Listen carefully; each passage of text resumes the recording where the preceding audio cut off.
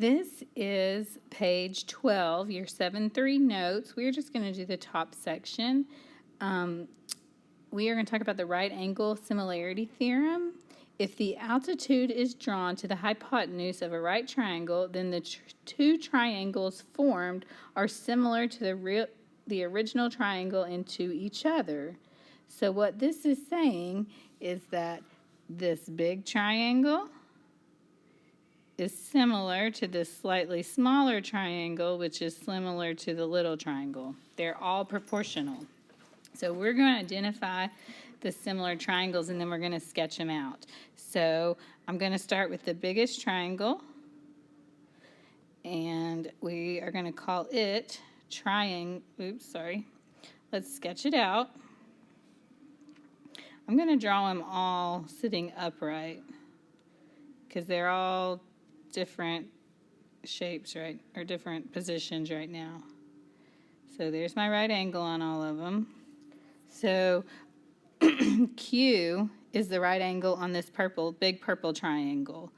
The small side is QR and the long side is QP. Now we're going to do the same thing. Oops, let's erase that before we can. Now I'm going to do the same thing on the middle-sized triangle. It's this one right here. So its right angle is right here where S is. Its short side is SQ. Its long side is SP. And we're going to do the same thing with the smallest triangle.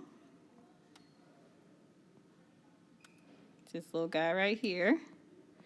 So its right angle is S, right there.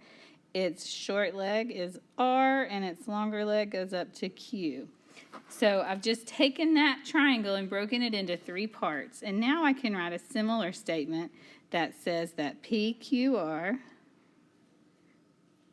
triangle PQR, is similar to triangle PSQ, which is similar to triangle QSR. And this is that same rule in geometry where you have to keep everything in the right order. Now we're going to practice proportions in order to find missing sides. Okay, what we're going to do now is we're going to look at these 2 triangles and we're going to set up proportions to figure out what the missing X side is. So we're going to start with the hypotenuse of the purple triangle.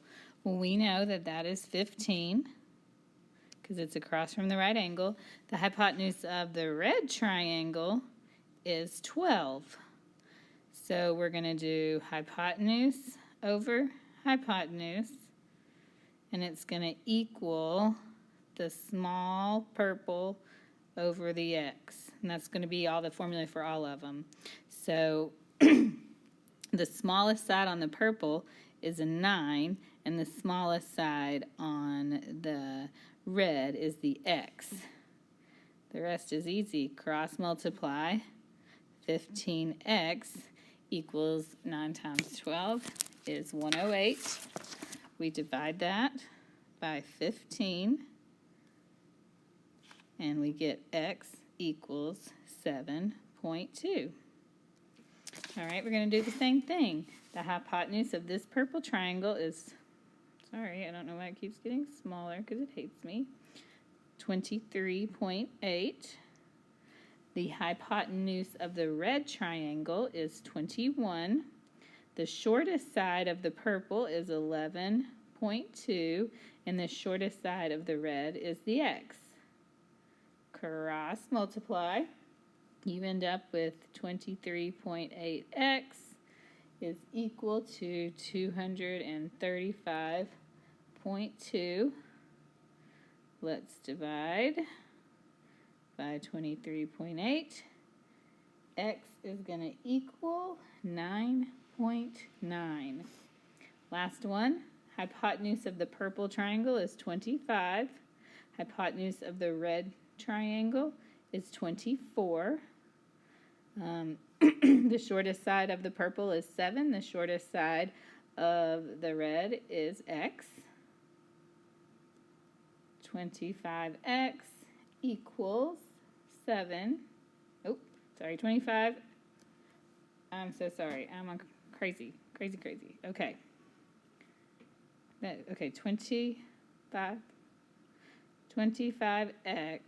equals 7 times 24 is 128.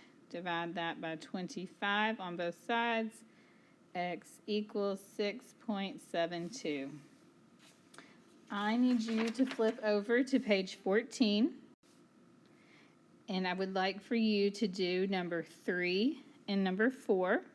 So I want you to do number 3 and 4 and put hypotenuse of the purple over the hypotenuse of the red.